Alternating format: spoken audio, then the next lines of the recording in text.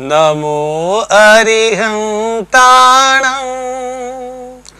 नमो सिद्धाणं नमो आयर्याणं नमो उवसायाणं नमो लोए सवसाहुणं एसो पंच नमुकारो सव पावपणासनो मंगलाणं च सवेसिं पडमं हवै मंगलम् ओंकार बिंदु संयुक्तं नित्यं ध्यायन्ति योगिना कामदं मोक्षदं चैव ओंकाराय नमो नमः। ओंकाराय नमो नमः। अनंत उपकारी चरम तीर्थपति श्रवण भगवान महावीर परमात्माना शासનમાં આપણે બધા કંઈક ને કંઈક ધર્મ કરી રહ્યા છીએ. કોઈક માત્ર જીનેશ્વરના દર્શન કરે છે તો કોઈક જીનેશ્વરની પૂજા કરે છે. કોઈક માત્ર સવારે નૌકારસીનું પચકાણ જ કરે છે તો કોઈક ઉગ્ર શ્રેણી તપ કરે છે. કોઈક માત્ર સામાયિક કરે છે તો કોઈક સામાયિક અને પ્રતિક્રમણ બંને કરે છે. જેવી જેની શક્તિ એ પ્રમાણે દરેક માણસ કંઈક ને કંઈક ધર્મ ક્રિયા કરે છે. અહીંયા પ્રશ્ન એ છે કે તમે જે ધર્મ ક્રિયા કરો છો એ વખતે તમારા મનમાં હેતુ શું છે એ બહુ મહત્વનું છે. શાસ્ત્રમાં એમ કીધું છે કે તમે જ્યારે પણ ધર્મ કરો ત્યારે તમારો હેતુ મોક્ષ મેળવવાનો હોય. એટલે કે મોક્ષ મેળવવો એટલે શું?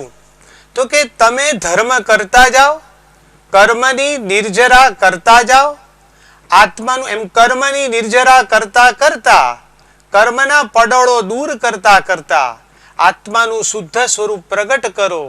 શાસ્ત્રએ આવી રીતે આવા આશયથી ધર્મ કરવાનો કીધો છે.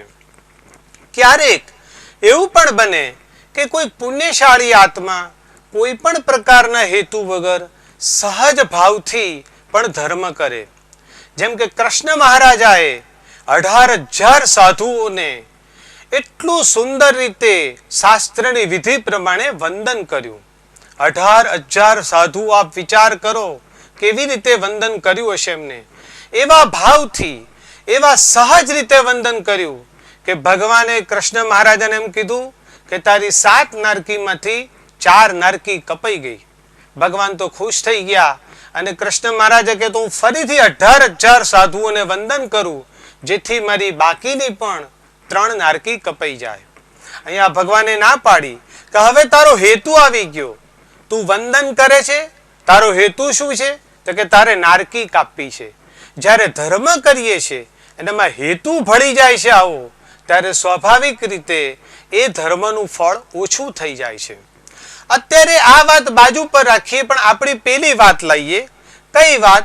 તો એ છે કે તમે જ્યારે ધર્મ કરો ત્યારે તમારો નજદીકનો હેતુ કર્મની નિર્જરા કરવાનો હોવો જોઈએ અને અંતે આગળ વધતા વધતા મોક્ષ મેળવવાનો હેતુ હોવો જોઈએ.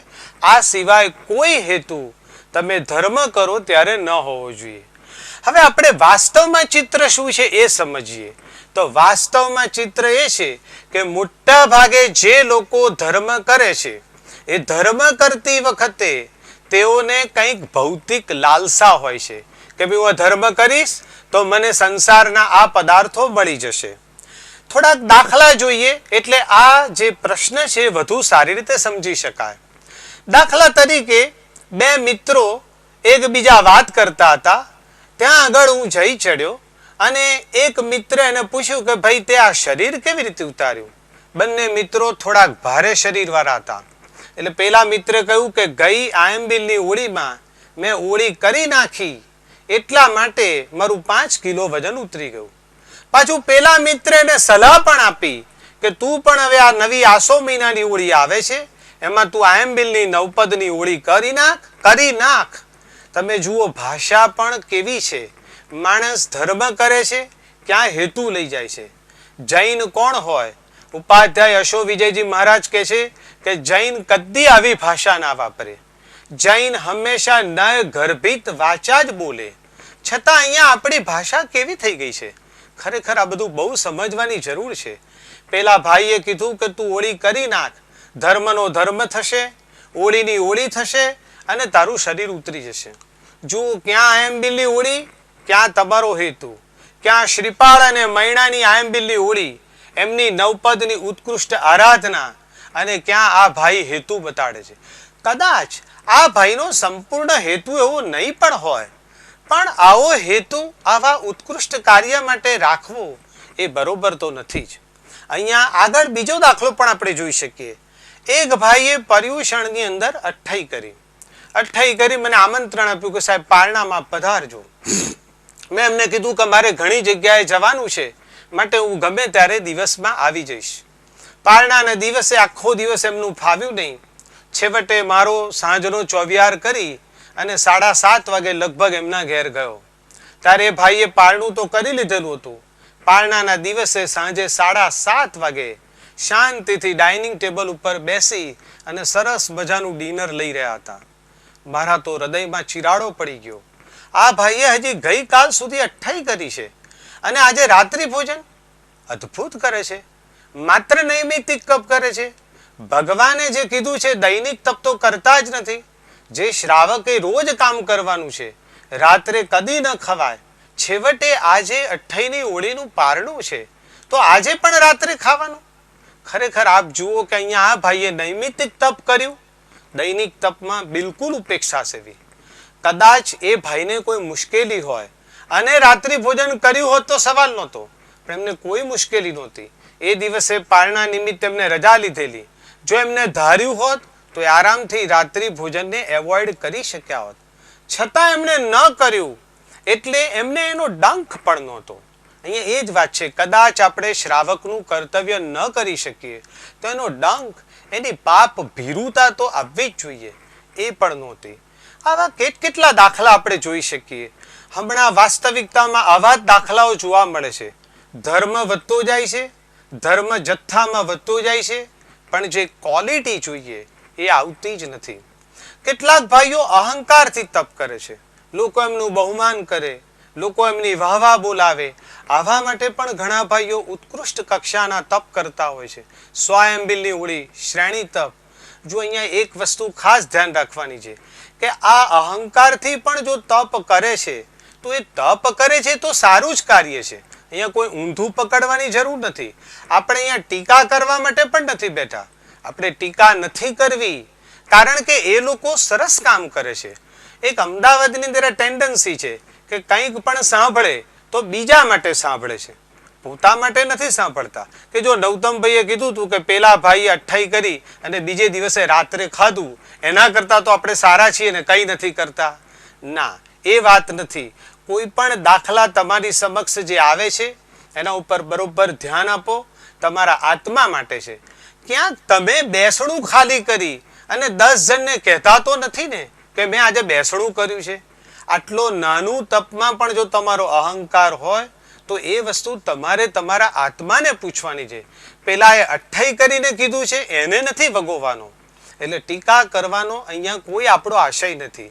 આપણો આશય તો એટલો જ છે કે આપણે જે કંઈ ધર્મ કરીએ એ ધર્મની અંદર આપણે આવા કોઈ પ્રકારના હેતુ ન લાવીએ કે જે હેતુથી આપણો ધર્મ વગોવાય. આવો એક બીજો પણ દાખલો મેં જોયો કે હું દેરાસરે ગયો. એક ભાઈ સુંદર મજાની પ્રભુ ભક્તિ કરી રહ્યા હતા. એને મોટો ચાંદીનો થાળ હતો, એમાં 2 સુંદર મજાના કળશો હતા, એમાં સરસ મજાનું કેસર અને બરાસ હતું, સુંદર મજાના ફળ અને નૈવેદ્ય હતા. નૈવેદ્ય પણ પાછા ઘરે બનાયેલા, ક્યાંય કોઈ અભક્ષ્ય વસ્તુ પણ નહીં. આટલી સુંદર પ્રમાણે પ્રભુની ભક્તિ કરતા હતા. ભક્તિ જોઈને આફરીન પોકારી ગયો. ભક્તિ એવી કે જાણે પ્રભુ જોડે એકાકાર લાગે આપણને. સુંદર મજાના દ્રવ્યોથી પાછા સ્વદ્રવ્યથી સુંદર પૂજા કરે. હવે એકવાર એ ભાઈ દેરાસરની બહાર મળ્યા એટલે મેં એમને કીધું, ભાઈ તમે ભક્તિ ખૂબ સુંદર કરો છો. કહેવું પડે, અમે તો તમારી ભક્તિ જોઈને આફરીન પોકારી ગયા. એટલે પછી પેલા ભાઈ પણ મલકાયા અને એમને પણ કીધું કે હા, આવી તો હું રોજ જે પ્રભુ ભક્તિ કરું છું. એટલે મેં એમને કીધું કે આ દેરાસરની સામે જ આપણો વ્યાખ્યાન હોલ છે, ત્યાં ગુરુ ભગવંત ઉતરેલા છે, રોજ સરસ મજાની જીનવાણી સાંભળવાનો અવસર છે, રોજ વ્યાખ્યાન આપે છે, તો આપ પૂજા કરીને ત્યાં જીનવાણી સાંભળવા પણ પધારો આપ. એટલે પેલા ભાઈની આખી પરિસ્થિતિ બદલાઈ ગઈ. એ ભાઈ એકદમ ગુસ્સે થઈ ગયા અને મને કહે કે તમારા વ્યાખ્યાનમાં શું બળ્યું છે? વ્યાખ્યાનમાં આખો દિવસ ગુરુ ભગવંત એક જ વાત કરે છે, દીક્ષા લો, દીક્ષા લઈને મોક્ષે જાઓ. આ એક જ વાત હોય છે. દીક્ષામાં શું બળ્યું છે? આ મોક્ષ લઈને શું કરવાનું? આવું બધું બોલવા માંડ્યા. એટલે મને તો આશ્ચર્ય થઈ ગયું, એકદમ ચોંકી ગયો. તો એ ભાઈને મેં પછી પ્રશ્ન કર્યો, તો તમે આ પ્રભુની પૂજા શા માટે કરો છો? પ્રભુની પૂજા એટલા જ માટે કરવાની છે કે આપણે પરમાત્મા બનવાનું છે, અને પરમાત્મા બનવા માટે આપણે પહેલા દીક્ષા લેવાની જ છે. ન લઈ શકાય તો લેવાનો પ્રયત્ન કરવાનો છે. આ વિચારો પછી એ ધીરે રહીને મેં એમને જવાબ માંગ્યો કે તમે ખરેખર મને કારણ કહો કે આટલી બધી સુંદર પ્રભુ ભક્તિ કેમ કરો છો? એટલે ભાઈએ કીધું કે મને મંગળ નડે છે, માટે હું આવી પ્રભુની ભક્તિ કરું છું. આપ જુઓ, ક્યાં પ્રભુ ભક્તિ અને ક્યાં એનો આશય. એને મંગળ નડે માટે પ્રભુ ભક્તિ કરે. જો આ સંસારના કાર્યો માટે જ ધર્મ કરવાનો હોય તો ખરેખર એ ધર્મ જે ફળ આપવું જોઈએ એ આપે જ નહીં. એ બહુ જ મહત્વની વાત છે. અહીંયા આપણે શું કરીએ છીએ કે ક્રિયામાં અટવાઈ ગયા છીએ, સાધનામાં અટવાઈ ગયા છે, સાધ્ય જ ભૂલી ગયા છીએ. સામાયિક કરીએ અને એનાથી જે ક્ષમતા મળવાની છે એ ક્ષમતા ભૂલી ગયા છે. મોટા ભાગે રોજ જે સામાયિક કરનારા માણસો પુષ્કળ ક્રોધ કરતા હોય પાછો. એવી જ રીતે ભગવાનના દર્શન કરીએ અને સમ્યક દર્શન જ ભૂલી ગયા છે. સમ્યક દર્શન મેળવવા માટે ભગવાનના દર્શન કરવાના છે, આ બધું ભૂલી ગયા છે. આપણે આવો ધર્મ કરીએ છીએ એટલે આવો ધર્મ જ નિંદા પાત્ર બને છે. બીજાઓ આપણી નિંદા કરે છે કે આ ધર્મ કરે છે એના કરતા આપણે નથી કરતા એ સારા છે, આવી વાત આવે છે. આ તો પેલી એના જેવી વાત થઈ કે તમે એક સરસ મજાની ટપાલ તૈયાર કરી છે, સુંદર કાગળ લીધો, મરોડદાર અક્ષરથી લખ્યું, અંદરનું સાહિત્ય પણ અદ્ભુત લખ્યું છે, પણ એ ટપાલની ઉપર જે એડ્રેસ લખવાનું છે એ એડ્રેસ જ ખોટું લખ્યું છે અથવા તો લખ્યું જ નથી. તો હવે આપ જ કહો કે ટપાલની શું કિંમત? બસ આપણો ધર્મ આવો જ ચાલી રહ્યો છે. ધર્મનો હેતુ જ ખોટો છે, ખાલી ધર્મ જ કરી રહ્યા છે. અહીંયા બહુ જ ધ્યાન રાખવાની જરૂર છે કે આપણે જો ધર્મ કરીએ તો એ ધર્મ આપણા આત્મા માટે કરવાનું છે, આપણા આત્માના કર્મની નિર્જરા માટે કરવાનું છે, આપણા ધર્મમાં પ્રાણ પૂરી દેવાના છે, આપણા ધર્મમાં ખૂબ સુંદર ભાવ લાવવાનો છે, અને ભાવ લાવી કર્મની નિર્જરા કરી અને મોક્ષે જવાનું છે. આ ભાવ ન આવે તો એ ધર્મ કરવાનો કોઈ મતલબ નથી. આપણે એનો દાખલો જોઈએ. કુમારપાળ મહારાજાએ એક વખત 5 કોડીના ફૂલ લઈ, પુષ્પ લઈ અને પ્રભુને અદ્ભુત ભાવથી પુષ્પ પૂજા કરી. આપ વિચારો કે પુષ્પ પૂજા જ હતી, પણ એ પુષ્પ પૂજાની અંદર શું ભાવ હશે, કલ્પી ના શકાય. તમે જુઓ કે કર્મ રાજાએ, કર્મની ગતિએ એ આટલું સુકૃત કર્યું, એના નેક્સસ તરીકે 18 દેશના માલિક બનાવી દીધા. શું એના ભાવ હશે? આપ વિચારો, એક પુષ્પ પૂજા, એની અંદર એના ભાવ શું હશે? ખરેખર આ ભાવ આપણામાં ક્યારે આવશે? હજી આગળ વધીએ, હજી કોઈ આપણે બીજા આવા ભાવનું ઉદાહરણ લઈએ તો શાલીભદ્ર. શાલીભદ્ર એ સંગમ ભરવાડના ભવની અંદર બાળક હતો, એને ખીર ખાવાનું મન થયું. એ સંગમ ભરવાડ બાળક હતો, એની માને કાકલુદી કરી કે મેં હજી કદી સુધી ખીર નથી ખાધી, મારે ખીર ખાવી છે. માં કે બેટા આપણું ગજું નથી, પણ બાળક કાકલુદી કરે છે. માં પોતાના વાત્સલ્ય ભાવથી એ ખીર બનાવવાનો પ્રયત્ન કરે છે. આજુબાજુ પાડોશમાંથી થોડું ઘણું ઉઘરાવી લાવી, થોડું ઘણું પોતાની બચતમાંથી વસ્તુ લાવી અને આમ કેટલી મુશ્કેલીઓ વેઠીને એને ખીર બનાવી. માં કહે છે કે બેટા હું થોડું કામ છે, બહાર જઈને આવું છું, આવીને તને ખીર ઠંડી થાય એટલે ખવડાવું છું. એ દરમિયાનમાં એક સાધુ ભગવંતના પગલા થયા અને સંગમ ભરવાડના ભાવ જુઓ. બાળક છે, કેટલી કાકલુદી કરીને એને ખીર બનાવી છે, બનાવડાવી છે. આ ખીર એને ખાવી છે, એ તલ પાપડ છે, છતાં સાધુ ભગવંત આયા એટલે બધી ખીર એમના પાત્રમાં વોરાવી દીધી. સર્વસ્વ ત્યાગ. શું ભાવ હશે? જે વસ્તુ એને જોઈએ છે વસ્તુનો સર્વસ્વ ત્યાગ. આ ભાવ એટલા બધા અદ્ભુત હશે કે ભાવને શબ્દોમાં આપણે વર્ણવી ન શકીએ. એ શબ્દોમાં એ ભાવની રંગોળી પૂરી ન શકીએ. ખરેખર તમે વિચારો કે કર્મ રાજાએ આટલા ભાવથી એને દાન દીધું. એના નેક્સસ તરીકે શાલીભદ્રના ભવમાં એના ઘરે રોજ જે 99 પેટીઓ ઉતરતી હતી, 99 દાગીનાની પેટીઓ.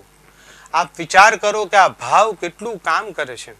અહીંયા મારે એટલું જ કહેવું છે કે આપણે બધા ધર્મ કરીએ છીએ. મેં હમણાં જ કીધું કે કોઈક માત્ર દર્શન કરતું હશે, કંઈક ને કંઈક ધર્મ તો કરીએ છીએ, પણ આ ધર્મ વખતે આપણો હેતુ શું હોવો જોઈએ? એક જ હેતુ, કર્મની નિર્જરા કરવી છે, મારે મોક્ષે જવું છે. એમાં ભાવ પૂરી દો, એમાં પ્રાણ પૂરી દો. ક્યાંય સંસાર માટે, ક્યાંય ભૌતિક લાલસાઓ માટે આપણે ધર્મ કરવો નથી, એ નિશ્ચિત વાત થઈ. હવે આપણી વાત આવે છે કે આ ભાવથી ધર્મ શરૂ કર્યો, તો હવે આ ધર્મ જે આપણે કરીએ છીએ એમાં હું તમને 5 લક્ષણો આપું છું. એ જો 5 લક્ષણો આમાં ભળી જાય તો ખરેખર સોનામાં સુગંધ ભળી જાય. ધર્મની અંદર જો આ 5 લક્ષણો આવી જાય તો આપણને એમ થઈ જાય કે આ ધર્મથી આપણો આત્મા ધીરે ધીરે આગળ વધશે.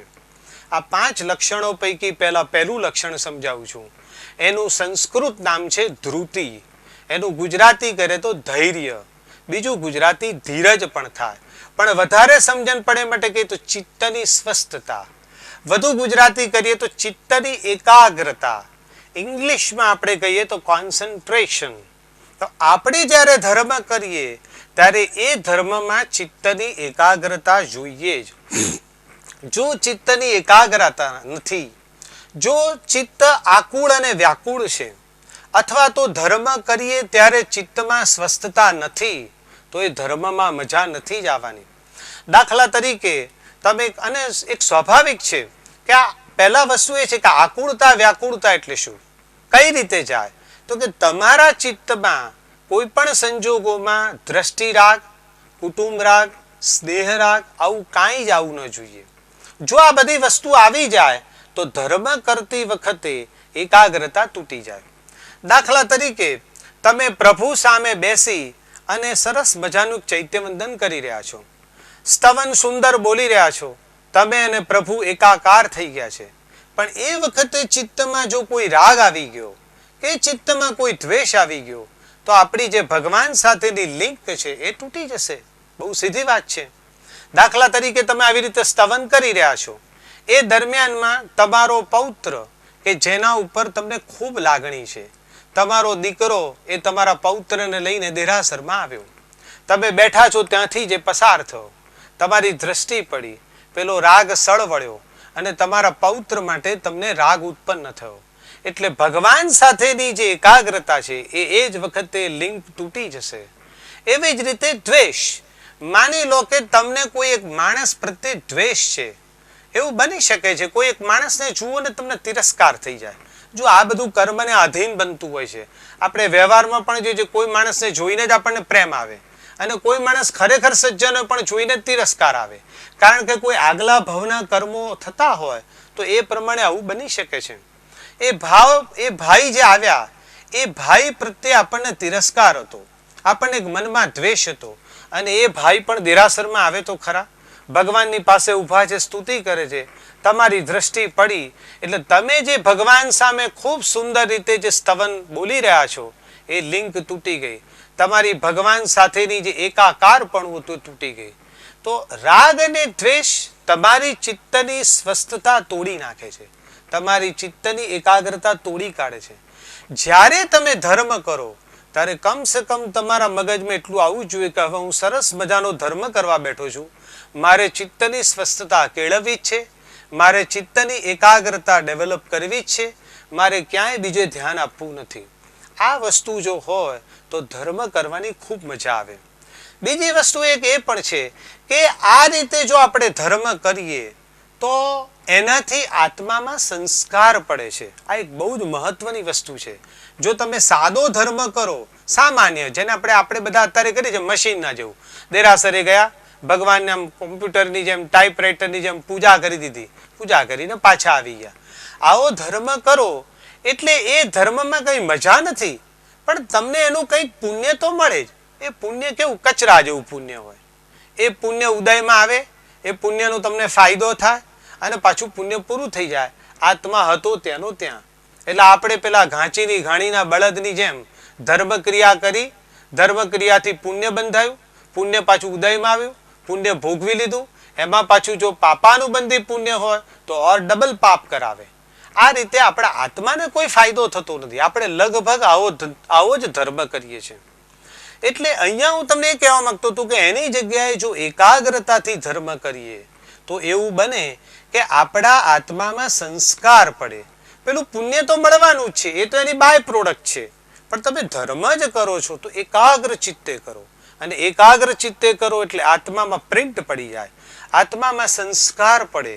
આ એક બહુ જ મહત્વની વસ્તુ છે. બરોબર ધ્યાનથી આપે સમજવાની જરૂર છે. દાખલા તરીકે હું ચારિત્ર લઈ શકતો નથી, પણ રોજ જે મારી ઈચ્છા કે મારે ચારિત્ર લેવું છે, મારે ચારિત્ર લેવું છે, આવા પ્રકારે એકાગ્ર ચિત્તે હું મનમાં વિચારો કરું તો ચારિત્ર લેવાના સંસ્કાર મારા આત્મા ઉપર પડી જાય. કદાચ આ ભવે હું ચારિત્ર દીક્ષા સર્વવીરથી ન લઈ શકું તો પછીના ભવે પણ આ સંસ્કાર ઉદયમાં આવે અને એવું પણ બને કે પછીના ભવમાં હું ચારિત્ર લઈ લઉં. તો ધર્મ એકાગ્ર ચિત્તે કરવાથી આ બહુ જ મોટો ફાયદો છે કે આત્મામાં સંસ્કાર પડે છે. અને આ સંસ્કાર જ બહુ મહત્વના છે. હું એક અપેક્ષાએ એવું પણ કહું કે પુણ્ય કરતા પણ આ આત્મામાં સંસ્કાર પડે એ વધારે મહત્વના છે. આપણા આત્માને આગળ લઈ જાય છે, આપણા આત્માનું ઉત્થાન કરે છે, અને એ રીતે આ બહુ જ મહત્વની વસ્તુ છે. દાખલા તરીકે આપણે એના માટે નાગકેતુનો દાખલો જોઈએ. નાગકેતુ એ નાગકેતુને અપરમાં ખૂબ વિતાડતી હતી, અને જ્યારે જ્યારે અપરમાં એને દુઃખ આપે ત્યારે પોતાના એક મિત્ર પાસે પહોંચી જાય અને આ મિત્રને એક જ સલાહ આપે કે તને જ્યારે દુઃખ પડે ત્યારે તું અઠ્ઠમનો તપ કર, તારું બધું દુઃખ દૂર થઈ જશે. હવે અહીંયા જુઓ, કલ્યાણ મિત્ર કેટલી સુંદર સલાહ આપે છે. આપણે એ પણ બહુ જ જરૂરી છે કે અત્યારના કાળમાં આપણે કલ્યાણ મિત્રો નથી રાખતા. આ કલ્યાણ મિત્રો રાખવાની ખૂબ જરૂર છે. મોટે ભાગે આપણે કલ્યાણ મિત્રોની જગ્યાએ ખોટા નિમિત્તોમાં રખડીએ છીએ. આ બહુ જ જરૂરી છે. જેમ અહીંયા આનો આ મિત્ર હતો કલ્યાણ મિત્ર, એમ આપણે પણ માનો કે સુંદર મજાની ચોપડી સરસ જે આપણને સુસાહિત્ય પીરસતી હોય, આપણને આધ્યાત્મિક માર્ગદર્શન આપતી હોય, આવી ચોપડીઓને આપણે મિત્ર બનાવીએ અને આવી ચોપડીઓ આપણે વાંચીએ તો હું માનું છું કે આપણા આત્માને, આપણી જિંદગીને ઘણો જ ફાયદો થાય. દાખલા તરીકે હું મારો દાખલો આપું. આજથી 5-1 વર્ષ પહેલા એક આધ્યાત્મ કલ્પદ્રુમ નામનું પુસ્તક મારા હાથમાં આવ્યું અને મને એમ થયું કે આને આપણે વાંચવું છે. એમાં એક 5 પાના ક્રોધ વિશે લખેલા હતા. આ 5 પાના મેં વાંચ્યા અને હું તો આફરીન પોકારી ગયો કે ક્રોધ ઉપર આટલું બધું આપણા શાસ્ત્રમાં લખેલું છે. એમ કે જે ક્રોધ એટલે બધા દોષોની સેનાનો કેપ્ટન છે. ક્રોધ ઉપર ચંડાળ ચોકડીની જેમ નામ આપ્યું છે. પેલો સર્પ, એની તો દાઢમાં ઝેર છે, જેને ડંખ મારે એને જ ઝેર ચડે છે. સર્પને કંઈ નથી થતું, સર્પ તો એવો ને એવો જ રહે છે, માત્ર એની દાઢામાં જ ઝેર છે. જ્યારે ક્રોધ તો કેવો છે, જો આપણે ક્રોધ કર્યો તો સામાન્ય વાત તો પછીથી પહેલા આપણે સળગી જઈએ છીએ ક્રોધથી. અત્યારે તો સાયન્સે પણ પ્રૂવ કર્યું છે કે કોઈ માણસ પુષ્કળ ક્રોધ કરે તો અંદરના જે આપણા સેલ હોય એ સેલ બળી જાય છે અને આપણને આપણા શરીરને ઘણું નુકસાન થાય છે. આ ક્રોધથી પહેલા આપણને તો નુકસાન થાય છે જ, અને જે આપણી જોડે સહવાસ કરે છે, સામો માણસ છે, એ પણ પાછો ક્યારેક ક્રોધથી સળગી જાય. તો આવો ભયંકર ક્રોધ છે એ વિશે જ્યારે સુંદર ચોપડીમાં વાંચ્યું ત્યારે મને ખબર પડી કે ક્રોધ આટલો બધો ખતરનાક છે, ક્રોધ આપણને આટલું બધું નુકસાન કરે છે. આવું સારું વાંચન કરવાથી મારામાં ધીરે ધીરે ધીરે ક્રોધ ઓછો થયો અને આજને તબક્કે એવી સ્થિતિ આવી ગઈ કે લગભગ ક્રોધ ક્યારેય આવતો નથી. અહીંયા વાત આપણી હતી કે તમે સારા નિમિત્તો પકડો, સારી ચોપડીઓ વાંચો, સારા કલ્યાણ મિત્રો પકડો. આ એક જુદી વાત હતી. આપણી વાત હતી પેલી નાગકેતુની. નાગકેતુનો પેલો કલ્યાણ મિત્ર એટલી સરસ સલાહ આપી, જ્યારે દુઃખ પડે ત્યારે કે તું અઠ્ઠમનો તપ કર. આવી સલાહથી પણ આત્માનો ઘણો ઉદ્ધાર થઈ જાય છે. એ આ દાખલામાં આપણે જોઈ શકીએ છીએ. આ નાગકેતુ ઘરે ગયો, ઘર બંધ હતું, ઘરની સામે ઘાસની ગંજી પડી હતી. ઘાસની ગંજીમાં એ સૂઈ ગયો, કારણ કે દુઃખી હતો. સૂઈ ગયો, પણ સૂઈ ગયા વખતે પેલા કલ્યાણ મિત્રને સલાહ આપેલી અઠ્ઠમના વિચારો કરતો હતો. એની અપરમાં એનાથી ખૂબ ગુસ્સે થઈ. બધે જોયું પણ કંઈ મળ્યો નહીં. છેવટે ઘરની બહાર જોયું, ઘાસની ગંજીમાં સૂઈ ગયો હતો. અપરમાં ચીડાઈ ગયેલી હતી. ક્રોધના આવેશમાં એ ઘાસની ગંજી એને સળગાવી દીધી, અને પેલો તો સૂઈ ગયો હતો એટલે સળગાવેલી ગંજીમાં આખો બળી ગયો, માણસ મરી ગયો. પરંતુ છેલ્લા વખતમાં એને અઠ્ઠમ જે મગજમાં હતા એ સંસ્કાર પડી ગયા. નવા ભવમાં એ જ્યાં ગયો ત્યાં પર્યુષણના પર્વ હતા. ઘરમાં બધા અઠ્ઠમની વાતો કરતા હતા. પેલો આત્મામાંથી સંસ્કાર ઉઠ્યો કે મેં આવું કંઈક સાંભળેલું છે, અને એ રીતે એને ગર્ભમાં જ રહી અને અઠ્ઠમ તપ કર્યો. અને આમ કરતા કરતા એ આત્મા એટલો બધો આગળ ગયો કે આપણને એમ ખબર પડે કે સંસ્કાર કેટલું કામ કરે છે. આત્માના સંસ્કાર, એ આખી હું તમને વાત સમજાવું છું. અહીંયા મારી વાત એ છે કે આપણા ચિત્તની એકાગ્રતા ધર્મ કરતી વખતે હોવી જ જોઈએ. જો તમે દોડાયેલા ચિત્તે ધર્મ કરવા જાઓ તો એનો કોઈ મતલબ નથી. દાખલા તરીકે એક વ્યક્તિ પ્રભુ પૂજા કરવા જઈ રહ્યો છે. રસ્તામાં જતો હતો ને એક સ્કૂટરની ટક્કર વાગી ગઈ. સામાન્ય વાગી છે, કંઈ બહુ મોટું વાગ્યું નથી, પણ એને એ વખતે ક્રોધ આવી ગયો. પેલા સાથે થોડી ચડબડ પણ થઈ. પછી કંઈ બહુ લાંબુ વાગ્યું નહોતું એટલે પાછા એ ભાઈ સીધા દેરાસરે ગયા. રસ્તો ચાલુ જ હતો, પણ પેલો મગજમાં ક્રોધ ખૂબ વ્યાપેલો છે. એટલે ચિત્ત કેવું છે? દોડાયેલું છે. આવા દોડાયેલા ચિત્તે જો તમે જીનેશ્વરની પૂજા કરો તો આપણે આપણી જાતને જ પૂછો, શું મજા આવે? કદી ના આવી શકે. સ્વસ્થ ચિત્તે જે ધર્મ કરીએ એમાં જે મજા આવે, ખરેખર એ મજા કોઈ ઓર જ છે. એ તો જે અનુભવ કરે એને જ ખબર પડે. એટલે અહીંયા ફરીથી કહું છું કે ચિત્તની સ્વસ્થતા, ચિત્તની એકાગ્રતાથી જ ધર્મ કરવો જોઈએ. દોડાયેલા ચિત્તે ધર્મ કરવાનો કોઈ મતલબ નથી. હવે પ્રશ્ન એ આવે છે કે ભાઈ તમે આ કહો છો કે ચિત્તની એકાગ્રતાથી ધર્મ કરવું જોઈએ, નોકારવાળી ગણો ત્યારે તમારું ચિત્ત એકાગ્ર હોવું જોઈએ. આ બધી વાતો તો અમે જાણીએ જ છીએ, એમાં કંઈ તમે નવાઈ નથી કરતા. પ્રશ્ન એ છે કે આ એકાગ્રતા આવતી નથી, એનું શું? આ પ્રશ્ન ઊભો થાય છે. તો આ ખરેખર તમારી દલીલ તદ્દન ખોટી છે. જો આ તમે માણસ, એને સંસારમાં તમે જુઓ, તમે સંસારના કામોમાં કેવી એકાગ્રતા લાવી શકો છો? દાખલા તરીકે એક ભાઈને મેં જોયા, પેઢી ઉપર બેઠેલા હતા. એક ભાઈ ઉઘરાણીને એમને નોટોનું બંડલ આપ્યું હતું. નોટોનું બંડલ ગણતા હતા. હજી માણ 10-15 નોટ ગણી હશે ત્યાં ટેલિફોન આવ્યો. બીજા હાથે ટેલિફોન ઉપાડ્યો, એક હાથે નોટ ગણવાનું કામ ચાલુ છે. ટેલિફોનમાં ઘણી અગત્યની વાતો કરી રહ્યા છે, માર્કેટિંગની વાત કરી રહ્યા છે, ભાવો બતાડી રહ્યા છે. એટલે કેટલું મગજ બે બાજુ કામ કરે છે.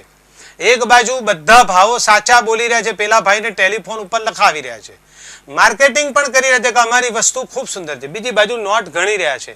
નોટ ગણી રહી, પૂરી થઈ ગઈ, 99 નોટ થઈ, પેલો ફોન ચાલુ જ છે જી, અને પેલા ભાઈને નોટનું બંડલ ફેંક્યું કે ભાઈ 99 છે, અને હજી ફોન ચાલુ જ છે. તમે ઇમેજિન કરો કે તમારું કેટલું એકાગ્ર મન થઈ શકે છે. તમે એક જ મનથી બબ્બે કામ કરો છો, છતાં નોટ 99 જ આવી, 99 જ હતી, અને પેલાને તમે કહી દીધું, તો તમારું ચિત્ત તો એકાગ્ર રહી શકે છે. એ એક આ ચોક્કસ દાખલો છે. આપણે માનો કે બીજો દાખલો જોઈએ. ઘણા એમ કે ભાઈ અમને નોટો ગણવાનો મહાવરો નથી, તો બીજો દાખલો જોઈએ. દાખલા તરીકે તમને ટીવી જોવાનો બહુ રસ છે. તમે ટીવી જોઈ રહ્યા છો, અને એ ટીવીની અંદર પણ પાછી તમને માનો કે ક્રિકેટમાં ખૂબ શોખ છે. ક્રિકેટની વન ડે મેચ ચાલી રહી છે, એમાં છેલ્લી 1 કે 2 ઓવરો ચાલી રહી છે, અને એકદમ રસાકસી ભરેલી મેચ ચાલે છે. કઈ બાજુ મેચનું પાસું બદલાશે ખબર નથી. એ વખતે તમારું ચિત્ત કેવું એકાગ્ર હોય છે. અને માની લો કે કદાચ એ વખતે એવું બન્યું કે છેલ્લી ઘડીએ તમારી જે મનની ધારેલી ટીમ હતી એ હારી ગઈ છેલ્લા બોલે.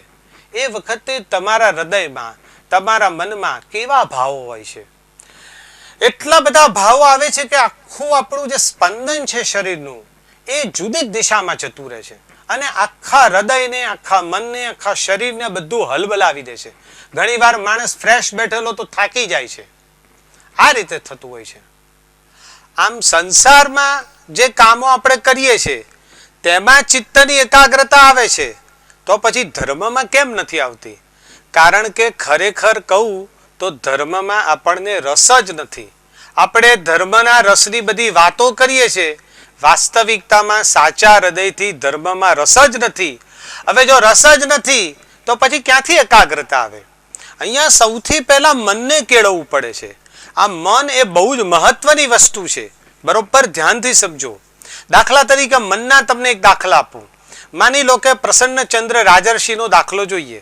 પ્રસન્નચંદ્ર રાજા એ વૈરાગ્ય પામ્યા, એમને રાજકુંવર નાના હતા, ગાદી સોંપી દીધી, પ્રધાનને કીધું કે તમે સાચવજો, દીક્ષા લીધી, પ્રભુ મહાવીરના દીક્ષાર્થી થયા, ખૂબ મજાના એમને તપ અને સંયમ કર્યો, અને એવો એમનો અદ્ભુત સંયમ અને તપ કે આપણે જોયા જ કરીએ. એક વખત આવી રીતે એ સંયમ અને તપમાં ઉભેલા હતા, ત્યાંથી રાજાની સવારી ગઈ. એક સૈનિકે કીધું કે વાહ, આ મુનિ શું અદ્ભુત તપ કરે છે. ત્યારે પેલા બીજાએ કીધું કે ભાઈ આ તો એ જ રાજા કે જેના કુંવરનું રાજ્ય પેલા પ્રધાને પડાવી લીધું છે. હવે આ વાત પ્રસન્નચંદ્ર મુનિના મનમાં કાનમાં પેસી ગઈ. હવે જુઓ મન ક્યાં લઈ જાય છે. એને એકદમ મનમાં વિચાર આવ્યો કે જે પ્રધાન ઉપર મેં વિશ્વાસ રાખ્યો એને આવું કર્યું, એને મારા ઉપર વિશ્વાસઘાત કર્યો, આવું મેં કદી નહોતું ધાર્યું. અને પછી જુઓ આ મુનિ હજી સંયમમાં છે, તપમાં બેઠા છે, અને મનની અંદર યુદ્ધે ચડ્યા અને પેલા પ્રધાનની સામે એક પછી એક શસ્ત્રો ફેંકવા માંડ્યા. મનથી યુદ્ધ કરે છે, પોતે તો મુનિ છે અત્યારે. આ મનથી યુદ્ધ કરતા કરતા બધા શસ્ત્રો ખૂટી ગયા. છેલ્લે એમને એમ થયું કે હવે મારું મુગટ છે, એ મુગટથી એને પછાડું. અને એ મુગટ ખેંચવા જાય છે ત્યારે ખબર પડે છે કે હું તો મુનિ છું, મેં તો લોચ કર્યો છે, મેગા મુગટ પહેર્યો છે.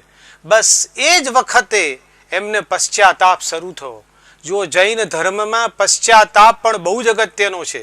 જેમ આરાધનાથી પુણ્ય થાય છે, વિરાધનાથી પાપ થાય છે, એમ પશ્ચાતાપ જો સાચા હૃદયથી કરો, જો તમે સાચા આંસુ પાડો, તમારા બધા પાપ ધોવાઈ જાય છે, તમારા કર્મની નિર્જરા થાય છે. અહીંયા પ્રસન્નચંદ્ર રાજર્ષિના મને શું કર્યું? એક વખત મન એને દુર્ધ્યાને લઈ ગયું, 7મી નરક સુધી પહોંચાડી દીધો. એ જ મને પાછા પશ્ચાતાપથી પાછો વળ્યો અને એવા પાછા વળ્યા એ મનથી કે છેવટે પોતે ક્ષપક શ્રેણી મારી અને કેવળ જ્ઞાન પામ્યા. તો આ મનની બલિહારી છે. હવે બીજો આપણે દાખલો લઈએ. તાંદુલિયો મચ્છ, મોટા દરિયાની અંદર જબરજસ્ત મોટા મગરમચ્છની પાપણ ઉપર એ તાંદુલિયો મચ્છ ઉભેલો હતો. તાંદુલિયા મચ્છે જોયું કે મગરમચ્છ મોટું મોઢું ફાડે છે, પુષ્કળ અંદર માછલા જાય છે, અને પછી જ્યારે મોઢું બંધ કરે છે ત્યારે એના મોટા મોટા દાંતમાંથી કેટલાય માછલા નીકળી જાય છે. બરોબર છે? તો એ વખતે તાંદુલિયો મચ્છ મનથી વિચારે છે કે આ કેવો મૂર્ખ છે કે આટલા બધા માછલાઓ જવા દે છે, એનો શિકાર નથી કરતો. જો આ મગરમચ્છની જગ્યાએ હું હોઉં તો એક પણ માછલાને જવા ન દઉં. તમે જુઓ અહીંયા આ મન કેટલું પાપ કરાવે છે. માત્ર તાંદુલિયા ચોખા જેટલો મચ્છ છે. પાપ કરવાની એનામાં કોઈ શક્તિ નથી, એની કાયામાં શક્તિ નથી, કરી શકે એમ નથી, પણ મનથી કેવા ભયંકર પાપ કરે છે. આ મન છે, આ મનને કેળવો. જો મનને નહીં કેળવો તો ભયંકર પાપો કરીશું આપણે. ઇન શોર્ટ અહીંયા મારું એટલું જ કહેવું છે, મનને કેળવી અને ધર્મમાં રસ જગાડો. ધર્મમાં રસ જગાડો તો ચોક્કસ ધર્મની ક્રિયામાં એકાગ્રતા આવશે જ. જેમ સંસારના કામમાં એકાગ્રતા આવે છે, એમ અહીંયા ધર્મના કામમાં પણ એકાગ્રતા આવશે જ. આ પહેલું લક્ષણ છે. હવે આપણે બીજા લક્ષણ ઉપર જઈએ. જેમ ધર્મ ક્રિયા કરતી વખતે એકાગ્રતા આવે, એ જ રીતે બહુ જ અગત્યની વસ્તુ છે કે ધર્મ ક્રિયા કરો ત્યારે ધર્મમાં શ્રદ્ધા પણ હોવી જોઈએ. શ્રદ્ધા એ તો ધર્મનો પાયો છે. જો તમે એમ કહો કે આત્મા બાત્મામાં હું માનતો નથી, મોક્ષમાં માનતો નથી, ભગવાનમાં માનતો નથી, તો પછી ધર્મની તમારી આગળ કોઈ વાત કરવાનો મતલબ જ નથી. તમે રોજ જે તપ કરો છો, તમે ભગવાનના દર્શન કરો છો, પણ તમને ખરેખર શ્રદ્ધા છે?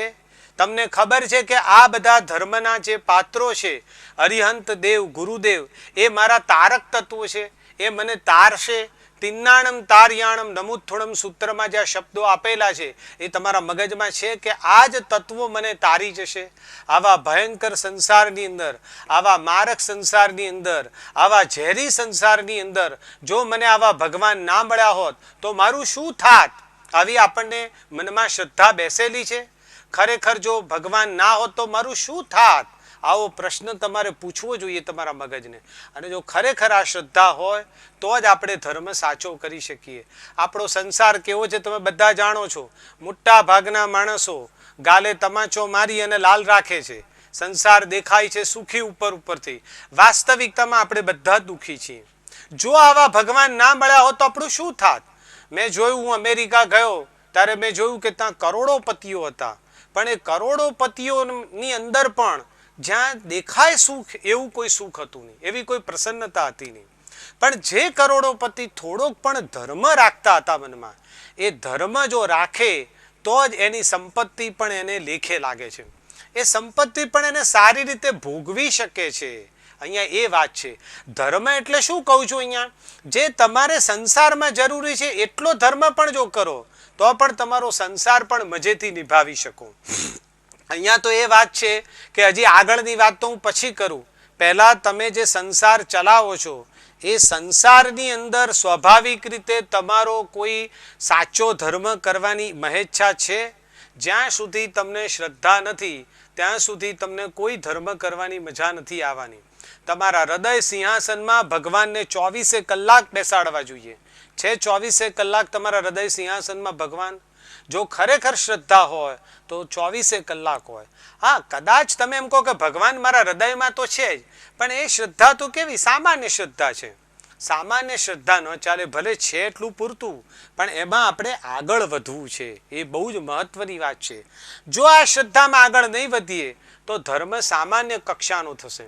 દાખલા તરીકે તમે એક ધર્મિષ્ઠ માણસ છો, રસ્તામાં ગયા અને ફ્રેક્ચર થઈ ગયું, કોઈક જગાએ અથડાયા. આ ફ્રેક્ચર થયું એ વખતે તમને શું યાદ આવે? જો એ વખતે તમને ભગવાન યાદ આવે, જો એ વખતે તમને નમોર્યંતાણમ યાદ આવે, તેમ સમજવાનું કે તમને ધર્મમાં સાચી શ્રદ્ધા છે અને આ શ્રદ્ધામાં તમે આગળ વધી શકશો. બાકી જો એ વખતે વાગ્યું ત્યારે પહેલો ડોક્ટર, સગાવાલા, જેમ તેમ ક્રોધ કરો, આવું બધું જો મગજમાં આવી જાય તો સમજવાનું કે ભલે ધર્મ કરીએ છીએ પણ હજી હૃદયમાં ધર્મ ઉતર્યો નથી, હજી ધર્મ પ્રત્યે શ્રદ્ધા નથી, ખાલી લુખ્ખી ક્રિયાઓ જ કરીએ છીએ ધર્મની, એવો એનો અર્થ થયો. એટલે અહીંયા બહુ જ અગત્યની વસ્તુ છે કે જ્યારે પરમાત્માને જુઓ ત્યારે એમ થવું છે કે હું અને પરમાત્મા એક જ છે, અને પરાકોટીની ભક્તિ તમારા મગજમાં આવી જોઈએ. જો અન્ય દર્શનની અંદર નરસિંહ મહેતા અને મીરા એ બંનેની તમે ભક્તિ જુઓ, પ્રભુ જોડે એકમેક થઈ ગયા હતા, તાણા વાણાની જેમ વણાઈ ગયેલા હતા. પ્રભુની ભક્તિ પાછળ ગાંડા અને ઘેલા હતા. આ નરસિંહ મહેતા અને મીરાની ભક્તિ હતી. બરોબર છે. તો જૈન દર્શનમાં પણ અનેક દાખલાઓ આપણે જોઈએ છે. ગૌતમ મહારાજા અનંત લબ્ધિના સ્વામી હોવા છતાં એ કોઈ પણ પ્રશ્ન થાય, કોઈ પણ શંકા થાય એટલે પોતાનું જ્ઞાન ન મૂકે, પણ પ્રભુ મહાવીર પાસે 2 હાથ જોડીને ઊભા રહે નમ્રતાથી અને એની પોતાની શંકાનું સમાધાન કરે અને ભગવાન જે જવાબ આપે તહતથી. દાખલા તરીકે આનંદ શ્રાવકને અમુક સમયથી અમુક અંતરથી વધારેનું અવધિ જ્ઞાન થયું હતું. તો ગૌતમ મહારાજે કે શ્રાવકને આટલું અવધિ જ્ઞાન ન થાય, પણ એ પોતાનું જ્ઞાન નથી મૂકતા, એ પ્રભુ મહાવીર પાસે જાય છે અને એમ કહે છે કે ભાઈ મને આશંકા છે પરમાત્મા. તો ભગવાન કહે છે કે ના, સાચી વાત છે, આનંદ શ્રાવકને આવું અવધિ જ્ઞાન થયું છે. ગૌતમ સ્વામી એ વખતે પોતાના જ્ઞાનનો ઉપયોગ પણ નથી મૂકતા, ભગવાન કે તહતથી સાચું જ માની લે છે. આ કેમ થાય છે? કારણ કે ભગવાન પ્રત્યે અતૂટ શ્રદ્ધા છે, ક્યાંય તૂટેલી શ્રદ્ધા નહીં. એવી જ રીતે આપણે સુલસાની શ્રદ્ધા જોઈએ. સુલસાની શ્રદ્ધા એટલે જાણે કે સમ્યક દર્શન, બીજું કોઈ વાત નહીં. બરોબર છે. એટલી સુંદર એનો શ્રદ્ધા ભગવાન પ્રત્યે આપણે એની શબ્દોમાં એને વર્ણન ન કરી શકીએ. આવી શ્રદ્ધા, આવી શ્રદ્ધા જ્યારે વર્ણવી ત્યારે એક દેવને એનું પારખું કરવાનું મન થયું, એટલે પહેલા બ્રહ્માનું રૂપ લઈને આવ્યા, પણ સુલસા એના દર્શને ન ગઈ. પછી વિષ્ણુનું રૂપ લઈને આવ્યા, એ પણ એના દર્શને ન ગઈ. પછી સાક્ષાત તીર્થંકરનું રૂપ લઈને આવ્યા દેવ, તો પણ દર્શન કરવા ન ગઈ. ત્યારે પેલા દેવે આવીને કીધું કે ભાઈ હું સાક્ષાત તીર્થંકર બન્યો તો પણ તું કેમ દર્શન કરવા ના આવી? તો સુલસા જવાબ આપે છે કે જો મારા પ્રભુ મારા નગરમાં પણ પ્રવેશે ને તો મારા એક કે એક રૂવાડા ખડા થઈ જાય, એક પણ રૂવાડું બાકી ના રહે. એટલી બધી અખૂટ શ્રદ્ધા છે, એવી શ્રદ્ધા કે ભગવાનના સ્પંદનો એના શરીરમાં પ્રવેશે એવી શ્રદ્ધા, અને એક એક રૂવાડા ખડા થઈ જાય. આપ વિચાર કરો કે આ સુલસાની શ્રદ્ધા કેવી હશે. એવી જ રીતે આપણે શ્રેણિક મહારાજાની શ્રદ્ધા જોઈએ. શ્રેણિક મહારાજાનો પુત્ર કોણિક, એને ઉકરડામાં નાખી દીધેલો હતો. શ્રેણિક મહારાજાને ઉકરડામાંથી લઈ આવ્યા. એ વખતે એની આંગળીમાં પરુ હતું. શ્રેણિક મહારાજાએ પિતા વાત્સલ્યથી આંગળી મોંમાં નાખી પરુ લૂસી કાઢ્યું અને પિતા વાત્સલ્યથી એને પછી ધીરે ધીરે મોટો કર્યો. આ કોણિક ઉપર પિતા વાત્સલ્ય આપેલું હતું. એ જ કોણિકે મોટો થઈને સત્તાની લાલસાથી શ્રેણિક મહારાજાને જેલમાં પૂર્યા. એટલું જ નહીં પણ મીઠા પાયેલા કોરડા ફટકાર્યા. વિચાર કરો, આપણી જાતને અત્યારે મૂકી દો શ્રેણિક મહારાજાની જગ્યાએ. જો આપણે આ જગ્યાએ હોઈએ તો આપણને એમ થાય કે અરે રે, એ છોકરાને મેં આવી રીતે મોટો કર્યો, ઉકરડેથી હું લઈ આવ્યો, એના પિતા વાત્સલ્યથી એનું પરુ લૂસ્યું, અને પછી મારી આવી દશા કરે છે. આના કરતાં તો આ સંતાન ન હોત તો સારું હતું. એટલું બધું આર્દ્ર ધ્યાન, રૌદ્ર ધ્યાન આપણે કરીએ. એની જગ્યાએ શ્રેણિક મહારાજા શું વિચારે છે? કારણ કે એમને ભગવાનમાં શ્રદ્ધા હતી. મારા ભગવાન આવું જ કહેતા હતા, આ મારા કર્મનું ફળ છે. મેં કોઈકને અગાઉના ભાવમાં કોરડા માર્યા હશે એટલે અત્યારે આ કોણિક મને કોરડા મારે છે. કોણિક તો નિમિત્ત છે, વાસ્તવમાં મારા કર્મનું ફળ ઉદયમાં આવ્યું છે. આવા પ્રકારની ક્ષમતા જેલની અંદર પણ શ્રેણિક મહારાજા રાખી શક્યા. કેમ ક્ષમતા રાખી શક્યા? કારણ કે એમને ભગવાનમાં શ્રદ્ધા હતી, ભગવાનના વચનમાં શ્રદ્ધા હતી, ભગવાનની આજ્ઞા એમને પાળવી હતી. બોલો, આપણે જોઈએ છે આવી સમાધિ? મૃત્યુ વખતે પણ આવી સમાધિ આપણને મળી શકે? આપણે બધા કહીશું આવી સમાધિ તો જોઈએ છે, પણ એમને એમ નથી મળતી એ સમાધિ. ખરેખર તમારે આ સમાધિ જોઈતી હોય તો તત્વત્રયમાં શ્રદ્ધા રાખવી પડે. રત્નત્રય એટલે સમ્યક દર્શન, સમ્યક જ્ઞાન, સમ્યક ચારિત્ર, એની આરાધના કરવાની છે. અને તત્વત્રય એટલે દેવ, ગુરુ અને ધર્મ, એમાં શ્રદ્ધા રાખવાની છે. હવે આપણે આપણી જાતને પૂછો કે આપણા દેવની અંદર, આપણા જિનેશ્વર ભગવાનમાં આપણને શ્રદ્ધા છે? આપણે ખાલી વાતો કરીએ છીએ. રોજ જિનેશ્વરની પૂજા કરીએ અને એ જ જિનેશ્વરની આજ્ઞા આપણે માનતા નથી. જિનેશ્વર ભગવાને કીધું છે કે શ્રાવકથી રાત્રિ ભોજન થાય નહીં, અને છતાં આપણે રોજ કરીએ એટલું તો નહીં, પણ એનો ડંખ પણ નહીં. કદાચ અનુકૂળતા ન હોય ને રાત્રિ ભોજન કરવું પડે તો એનો ડંખ તો હોવો જોઈએ ને, એ પણ નહીં. તો ભગવાનમાં શ્રદ્ધા ક્યાં આવી? બધી વાતો જ કરીએ છીએ. જિનેશ્વરના દર્શન કરીએ અને પછી ઘેર કંદમૂળ ખાઈએ, તો આ શ્રદ્ધા છે જ નહીં. મનઃ જીર્ણાણમ આણમની વાતો જ કરીએ છીએ, ભગવાનની આજ્ઞાનો કેવળ અનાદર કરીએ છીએ, અને પછી કહે કે પ્રભુ તારામાં શ્રદ્ધા છે. આ બધી શ્રદ્ધા સામાન્ય કક્ષાની છે. સહેજ પણ પ્રતિકૂળ સંયોગો આવે એટલે આપણી શ્રદ્ધા તૂટી જાય છે.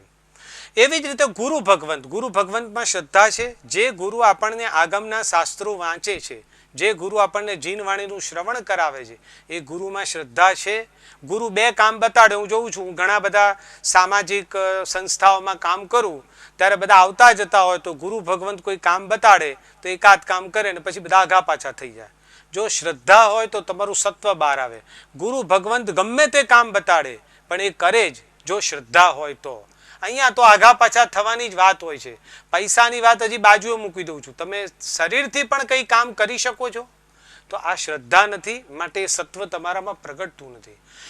એવી રીતે ધર્મમાં શ્રદ્ધા છે, એ આપણે આપણી જાતને પૂછો. દાખલા તરીકે તમે એક નોકારવારી ગણી રહ્યા છો.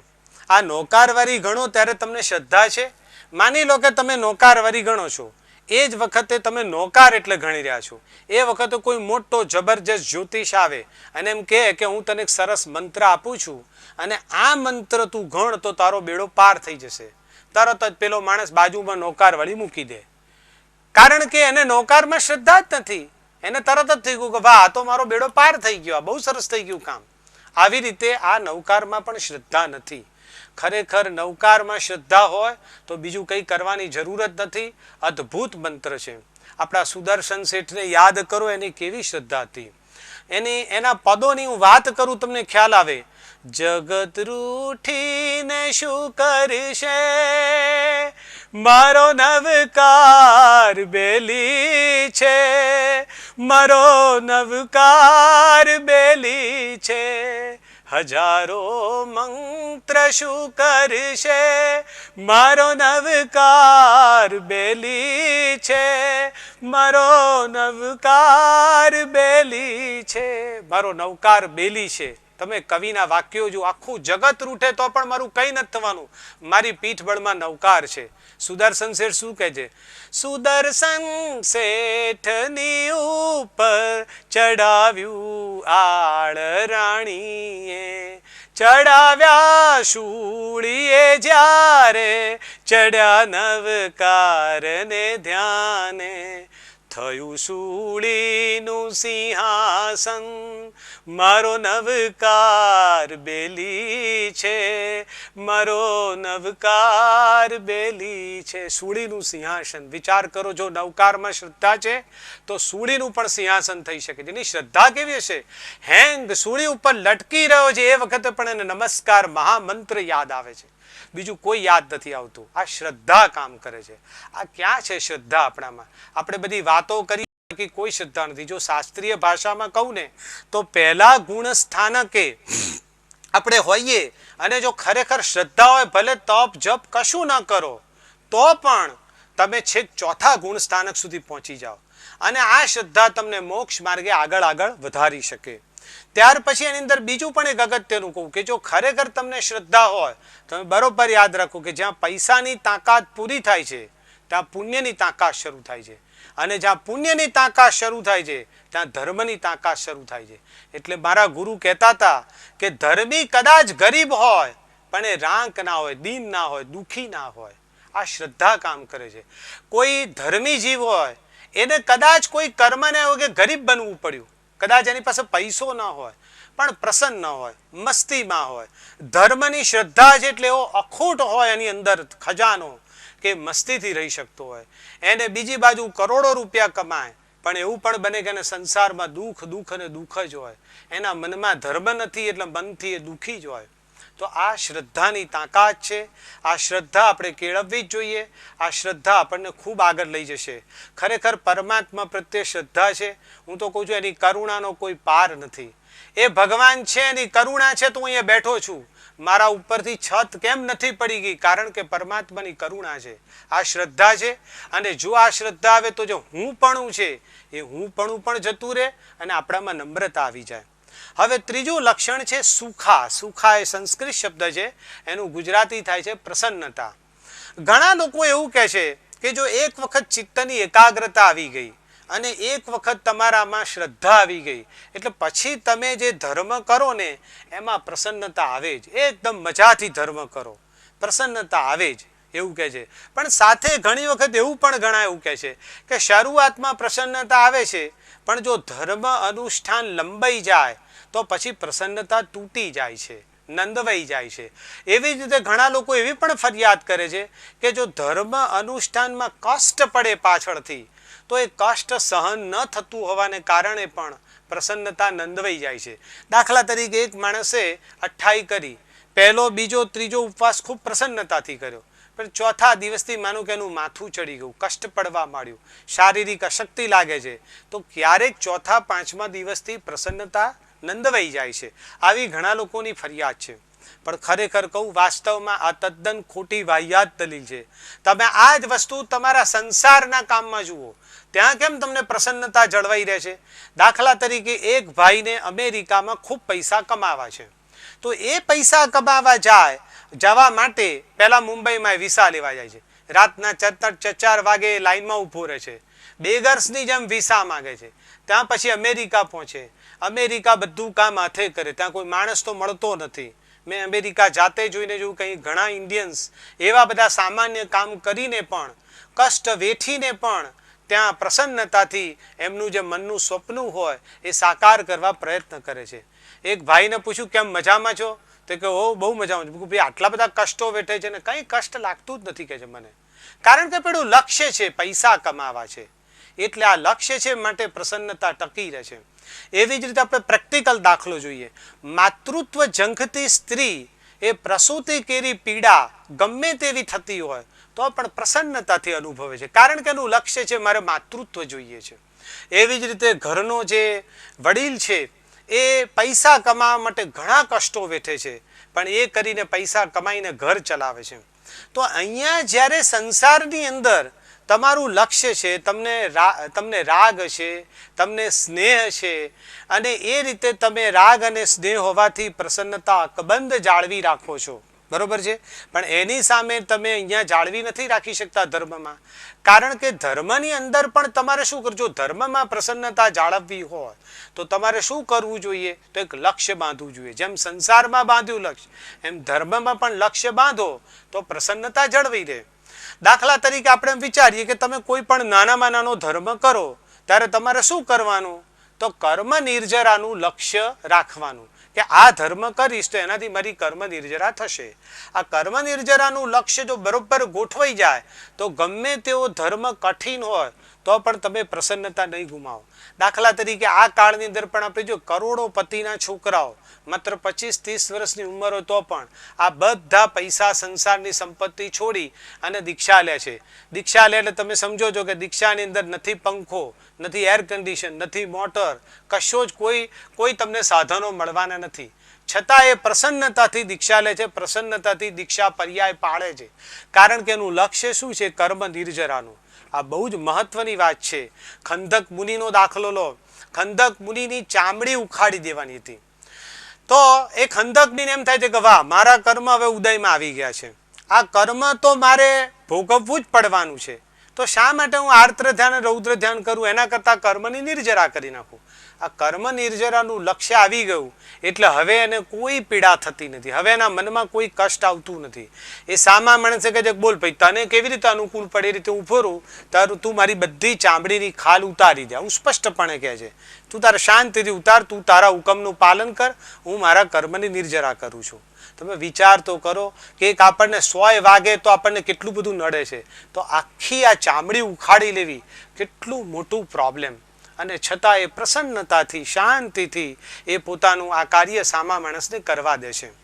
એવી જ રીતે વીર પરમાત્માનો દાખલો લો.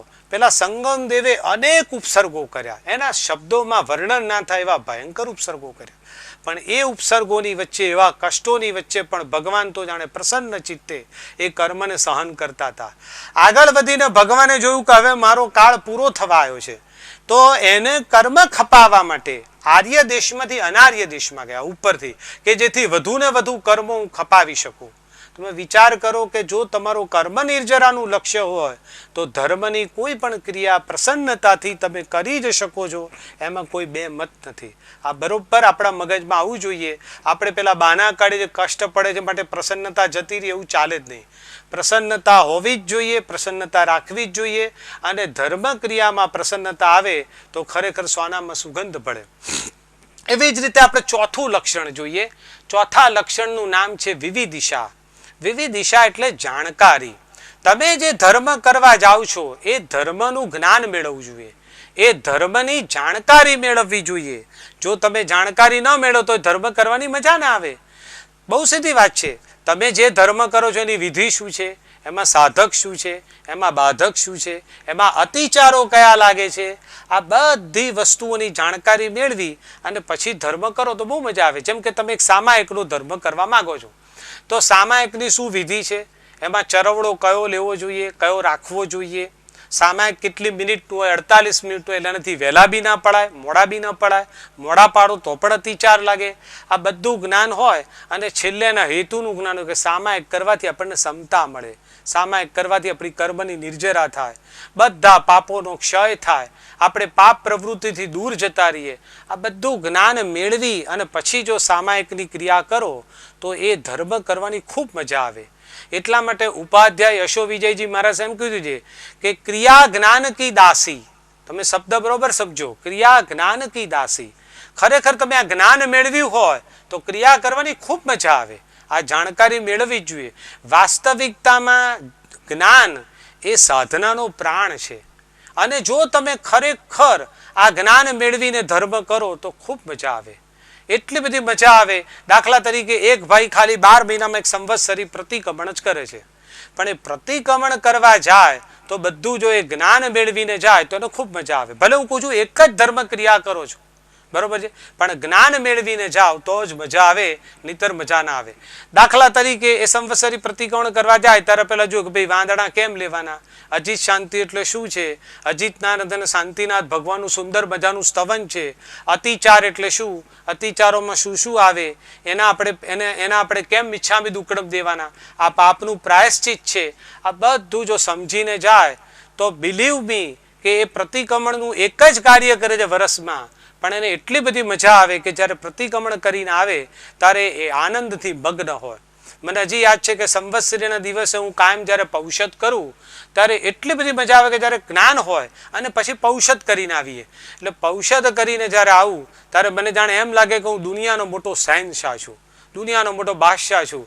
દુનિયાના મોટા શહેનશાહને પણ આટલું સુખ નહીં હોય એવો આનંદ મને આજે મળી ગયો. આવું જ્ઞાન હોવાને કારણે અને પછી એવી સરસ મજાની ક્રિયા કરીએ એટલે આપણને મજા આવે. ખરેખર જ્ઞાન મેળવવાની ખૂબ જરૂર છે.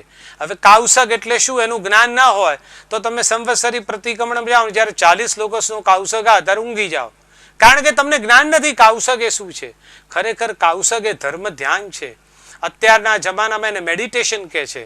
હવે એ જ માણસને પાછો જો કોઈ ધ્યાન વાળો બોલાવે અને 40ની જગ્યાએ 60 લોકોનો કાઉસક કરાવે તો આરામથી કાઉસક કરે, કારણ કે ત્યાં ધ્યાન વિશે સમજીને ગયો છે. અત્યારે અમેરિકા, જર્મન, જપાન, બ્રિટન આ બધા આપણા કાઉસકની માંગણી કરી રહ્યા છે. તો ભાઈ કાઉસક શું છે? એવું તો કેવું મોટું મેડિટેશન છે કે જેનાથી તમારા મનને શાંતિ મળે છે. એક 4 લોકોનો કાઉસક કરો તો મનને જાણે શાંતિ મળે. તો આ બધી જાણકારી મેળવીને ધર્મ ક્રિયા કરો, અને જાણકારી એક વખત મેળવી લીધી તો ખૂબ મજા આવે. હવે છેલ્લો મુદ્દો છે વિજ્ઞપ્તિ, 5મો મુદ્દો. વિજ્ઞપ્તિ એટલે વિશેષ જાણકારી. આપણે સંસ્કૃત શબ્દ છે વિજ્ઞપ્તિ એટલે વિશેષ જાણકારી. એક વખત તમે જાણકારી લો ને એટલે વિશેષ જાણવાનું મન થાય જ, કારણ કે તમે સામાન્ય જાણ્યું એટલે તમને ખ્યાલ આવે કે ભાઈ આમાં તો બધું બહુ ઊંડા ઉતરવા જેવું છે. એટલે પછી તમે ગુરુ મહારાજનો વિનિયોગ કરો, ગુરુ મહારાજની વૈયાવચ કરો, ગુરુ મહારાજ પાછળ બધો સમજવાનો પ્રયત્ન કરો, શાસ્ત્રોના ગહન અભ્યાસ ચાલુ કરી દો, અને પછી ઊંડી શાસ્ત્રોની જે ઊંડી વાતો હોય એને સમજવાનો પ્રયત્ન કરો, અને જેમ ઊંડા જાઓ એમ તમને મજા આવતું જાય. આ ધર્મના શાસ્ત્રો એ તો અગાધ દરિયા જેવા છે. આખી જિંદગી શાસ્ત્રો વાંચો ને તો બિંદુ જેટલું પણ તમને જ્ઞાન મળવાનું નથી. એવા આપણા દર્શનો છે, અદ્ભુત શાસ્ત્રો છે. કોઈ પણ ધર્મના લો તમે. તો અહીંયા હું તમને એ કહેવા માંગુ છું કે હવે તમારે શું, દાખલા તરીકે તમારે દાન ધર્મ કરવો છે, તમારે શું જાણકારી મેળવી જોઈએ? તો સૌથી પહેલા કે ભાઈ દાન કરવું છે, દાન ક્યાં કરવું જોઈએ? તો દાન માટેના 7 ક્ષેત્રો છે.